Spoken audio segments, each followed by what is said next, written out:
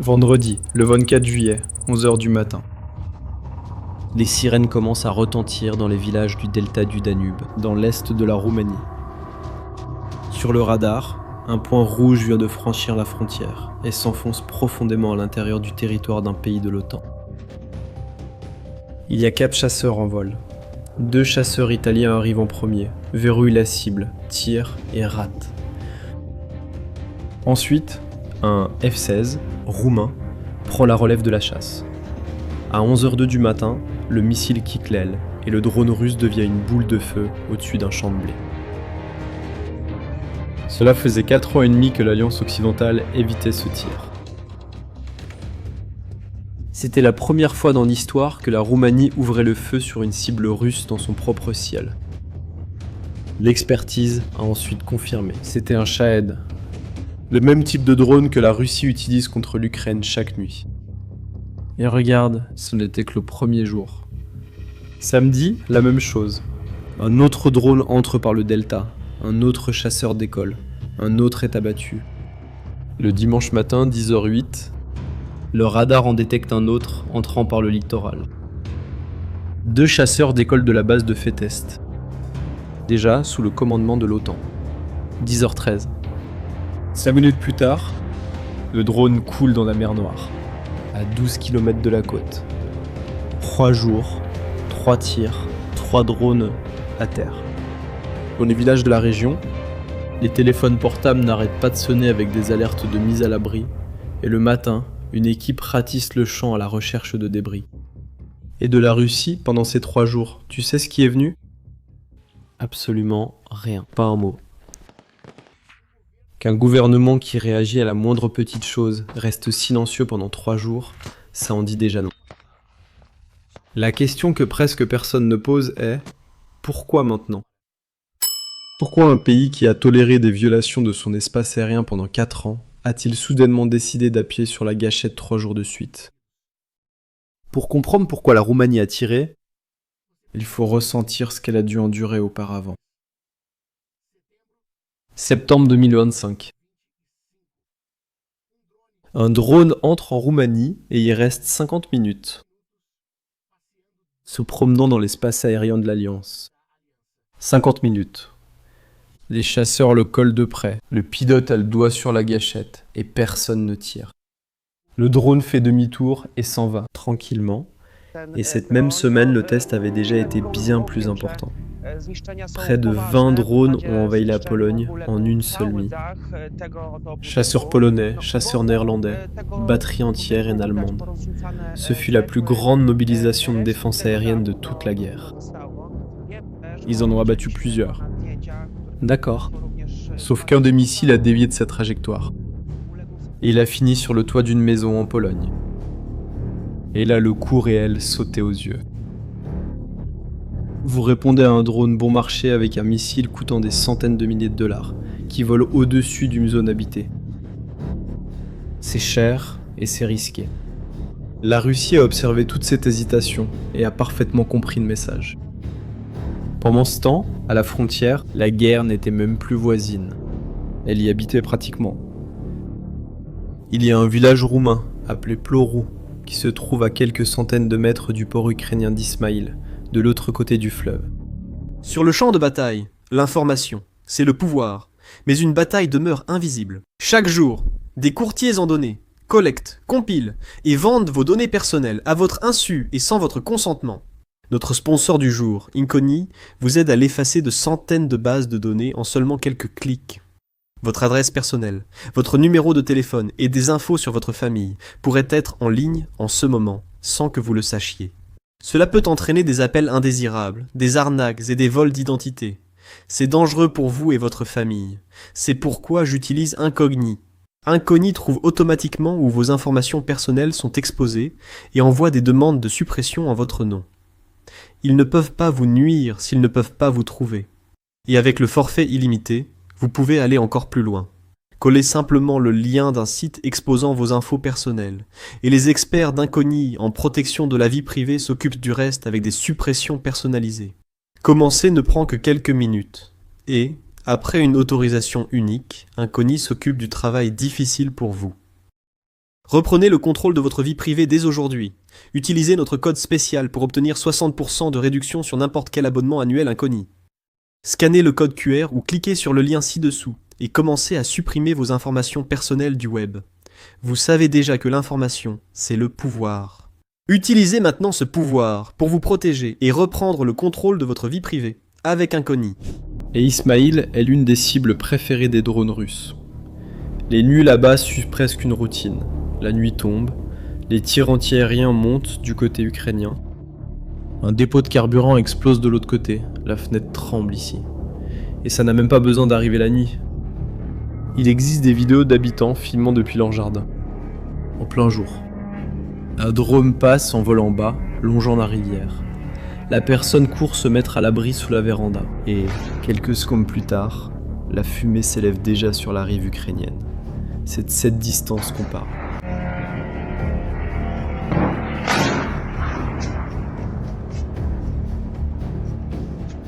Il y a eu un cas dans la région de Tulcea,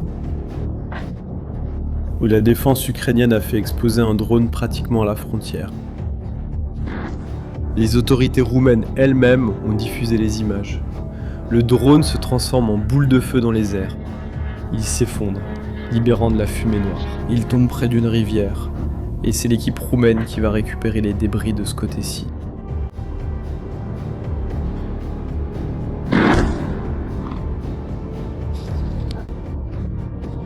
Le gouvernement en est arrivé au point de construire un bunker en béton au milieu du village de Plaorus. Un bunker situé sur le territoire de l'OTAN.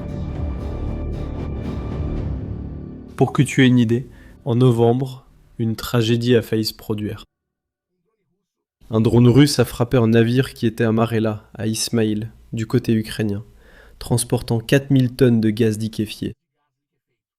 4000 tonnes de gaz, à 500 mètres du village roumain, de l'autre côté du fleuve. Si ça explose, aucune frontière ne pourra contenir l'explosion. Ils ont évacué le village à la hâte, et la Roumanie, n'a rien fait pour réagir. Puis, en mai de cette année, les conséquences ont frappé là où elles n'auraient jamais dû frapper. Un drone s'est écrasé sur le toit d'un immeuble résidentiel, dans la ville de Galati, dans l'est de la Roumanie, et a blessé une mère et un enfant à l'intérieur de la maison.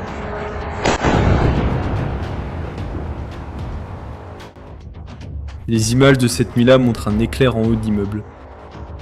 La fumée au-dessus de la ville, les pompiers dans la rue. C'est la première fois pendant toute la guerre qu'une attaque de ce genre a touché une zone habitée d'un pays de l'Alliance. Et si tu additionnes tout depuis le début de la guerre, ça fait 33 incursions dans l'espace aérien roumain et environ 50 cas de drones ou de débris de drones retrouvés sur le sol roumain. 50. Tu sais comment chaque épisode finissait ? Toujours par protestation formelle. Une note disant qu'il n'y avait pas d'intention, classement sans suite, et le jeu continuait. Jusqu'à ce que le Parlement roumain en ait assez et adopte une loi donnant à l'armée de l'air l'autorité explicite de détruire tout aéronef non habité qui envahirait le pays. En réalité, cette autorisation existait déjà sur le papier. Il ne manquait plus que quelqu'un prenne la décision politique de donner l'ordre de tirer. Et cette décision a été prise 3 fois. En 3 jours, dans la dernière semaine de juillet, le dimanche, le 26, qui est aussi le jour où le 3e drone a été abattu. Poutine s'est assis à une table, entouré d'officiers de la marine russe, et a déclaré ceci. Que l'ouest de l'Ukraine est un cadeau que Staline a offert à l'Ukraine après la guerre. Et que, tôt ou tard, l'Ukraine va perdre ses terres. Qu'elles vont retourner à la Pologne, à la Hongrie et à la Roumanie. Et il a ajouté, le seul garant de l'intégrité territoriale de l'Ukraine, selon lui, était la Russie. Il n'y avait qu'un seul garant de l'intégrité territoriale de l'Ukraine. Et c'est la Russie. Pense au moment où cela s'est produit. Le jour même où un chasseur roumain abattait le 3e drone, le président de la Russie déclarait en public que les frontières de cette région ne sont pas permanentes. Cela ressemble à une offre, non ? Mais le message sous-jacent est tout autre. Si la frontière de l'Ukraine peut être redessinée par la force, Celle de la Roumanie peut l'être aussi. Selon lui, qui décide de la carte de cette région? C'est la Russie. Dit le jour où le 3e drone a été abattu, cela sonne comme un avertissement. Faites attention à ce que vous faites. Et le gouvernement roumain n'a pas eu besoin de traducteur pour comprendre. 2 jours plus tard, la Russie s'est enfin prononcée sur les destructions. Et le ton choisi en dit non. La porte-parole du ministère russe des Affaires étrangères, Maria Zakharova, a affirmé que les destructions étaient mises en scène. C'était du pur théâtre. Elle en a également profité pour accuser la Roumanie de mener une politique irresponsable en soutenant l'Ukraine. Écoute bien ce qu'elle a dit. Elle n'a pas admis en être l'auteur, ni dit que c'était un accident. C'était essentiellement de la moquerie. La Roumanie donc a rendu l'appareil, a convoqué l'ambassadeur russe, a expulsé un diplomate de l'ambassade de Russie et a même rappelé son propre ambassadeur qui était à Moscou. Sur le papier, c'est du protocole diplomatique. En pratique, ce sont 2 gouvernements qui se disputent ouvertement, sans se cacher. Sauf que l'un d'eux fait partie de l'OTAN. Et si tu penses que la Russie a reculé, après tout ça, regarde ce qui s'est passé. Le 2 août, une semaine après la 3e destruction. Un autre drone entre dans l'espace roumain, de nouveau, par le delta du Danube. Des chasseurs dans les airs, l'alerte retentit dans les villages de la région de Tulcha. Cette fois, le drone est retourné en Ukraine avant-hier. Et ce sont les Ukrainiens eux-mêmes qui l'ont abattu. Autrement dit, le test ne s'est pas arrêté. Il est juste devenu plus coûteux. Et c'est exactement cela que ces 3 jours de juillet ont changé.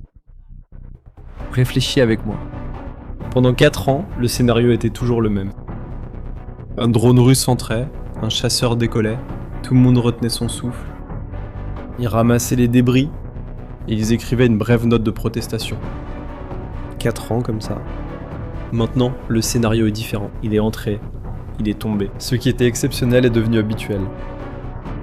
Et quand abattre devient une routine, la Russie comprend que chaque drone envoyé de ce côté-ci du Danube sera détruit. C'est cela qui fait que l'autre camp y réfléchisse à 2 fois avant d'envoyer le prochain. Bien sûr, ce raisonnement comporte encore une faille, et l'Alliance elle-même le sait. Abattre un drone qui vaut quelques dizaines de milliers de dollars avec un missile qui coûte bien plus cher, ce n'est pas viable à long terme. C'est pourquoi la Roumanie a déjà acheté le Merops, un système qui abat ses drones en utilisant de petits drones intercepteurs, qui coûtent une fraction du prix. Autrement dit, le missile coûteux résout le problème pour l'instant. Et le système bon marché est celui qui permettra de continuer à abattre des drones tous les jours. Sans exploser le budget.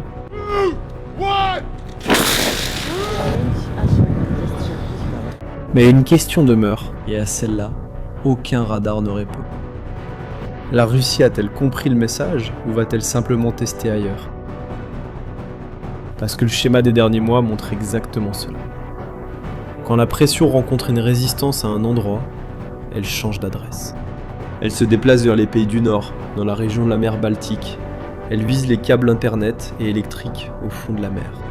Elle se dirige vers le prochain point faible qui apparaîtra. Et si ce drone du 2 août a servi à quelque chose, c'était pour alerter sur le fait que la frontière de la Roumanie reste une cible. La Roumanie a montré où se trouve la limite, et elle l'a fait avec 3 missiles. Maintenant, tout le monde veut voir si la Russie va respecter cela, ou si elle va s'approcher davantage. Ce bras de fer à la frontière orientale de l'Europe ne fait que commencer. Et chaque nouveau mouvement sera analysé ici sur la chaîne. Alors abonnez-vous dès maintenant pour ne pas manquer le prochain épisode. Et dites-moi dans les commentaires, selon vous, les 3 tirs de la Roumanie freinent-ils la Russie? Ou bien ne font-ils que déplacer ce test vers un autre point de la frontière? Donnez votre avis ci-dessous, j'aimerais savoir ce que vous en pensez. Merci de votre attention, à la prochaine.